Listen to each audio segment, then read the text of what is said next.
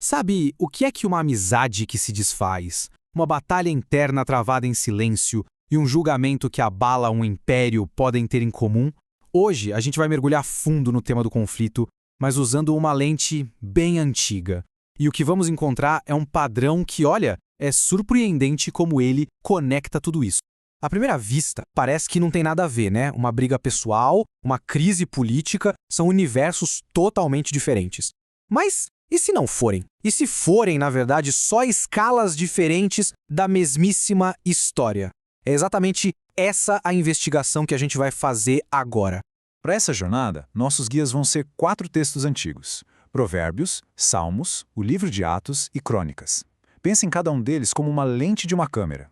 A gente vai começar com um super zoom bem de perto e aos poucos vai se afastando, do conflito mais íntimo até a saga de gerações inteiras.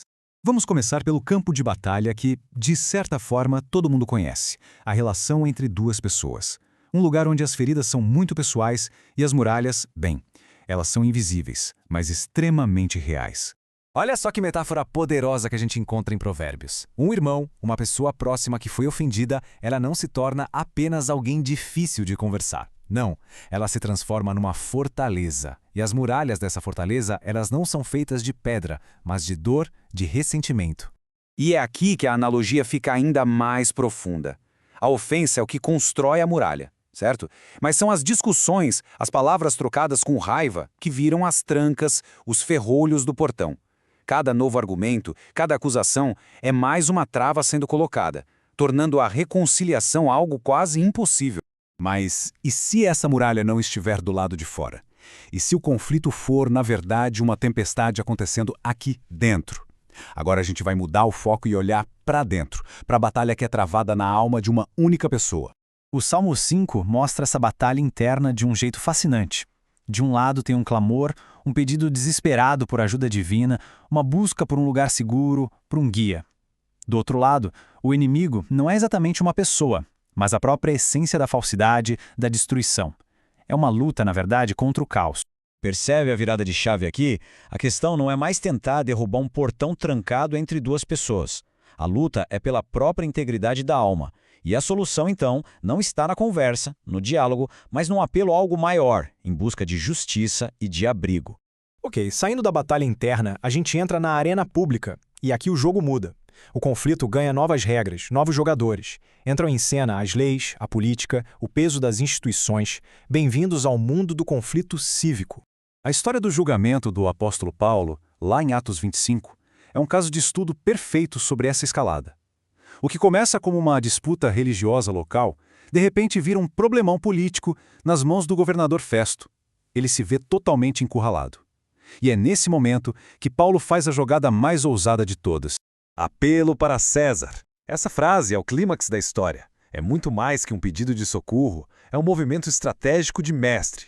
Prensado por interesses locais, Paulo invoca seu direito como cidadão romano, o que força todo o sistema a levar o caso dele até a autoridade máxima do império. Um conflito de fé vira uma questão de Estado.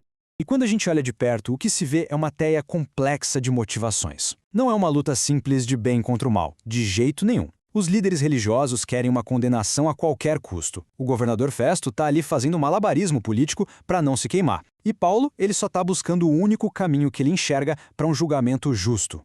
Cada um com sua própria agenda.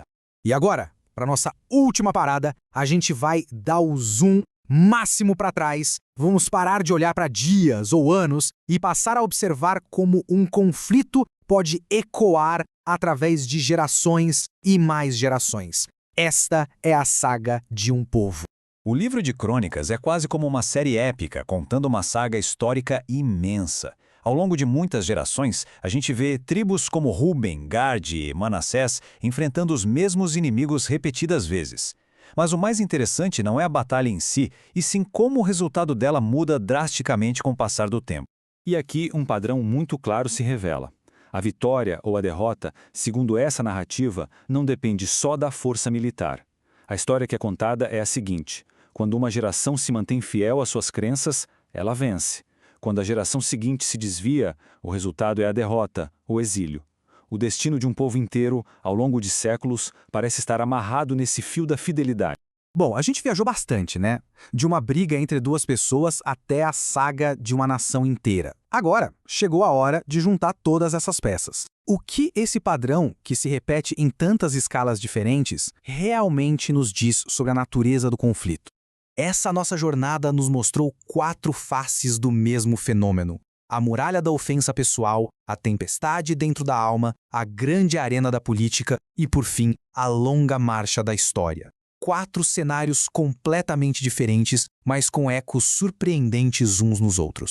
E é aqui que a gente chega na ideia central, que é fascinante. O conflito parece funcionar como um fractal.